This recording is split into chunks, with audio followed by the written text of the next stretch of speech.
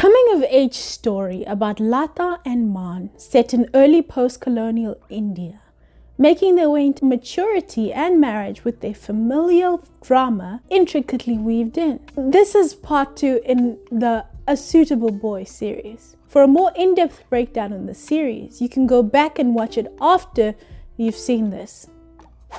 This one's in English. For those of you who don't like to read their shows, but director Naya makes films about Indian life for worldwide consumption.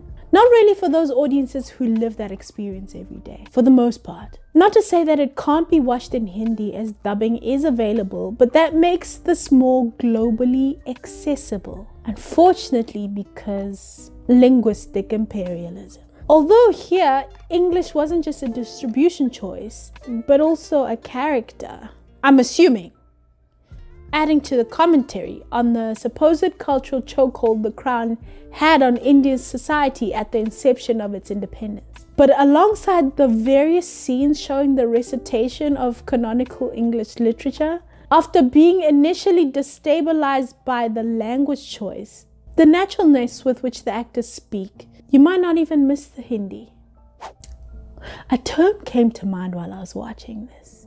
I've only ever been confronted with one in real life in its mildest form. And each time I'm always endlessly consumed in deciphering the conditions one goes through in order to adopt and advocate a foreign culture so immersively, particularly an Anglophile of foreign origin that has never stepped foot on the continent of allegiance. Even more so if said Anglophile is intimately aware of the exploitative nature colonialization has had on the developing world and their own lives as a byproduct. Is the nature of this type of admiration so consuming that it leaves no space for personal self-cultural pride? What kind of emotional scarring or indoctrination has this person gone through?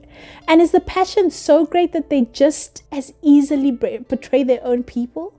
In the representation, Lata's older brother, Arun, is an Anglophilic fool in the face of the Western ideals he holds so dearly, as his wife cuckolds him oh so brazenly, while he's too busy using caste, status and adopted culture to pass judgment upon one of Lata's suitors.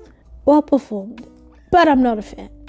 I couldn't get everything I felt about this production in just one video, so there will be one more after this. If you missed out on part 1, here it is. But if you're all caught up, subscribing will help you know when I'm back.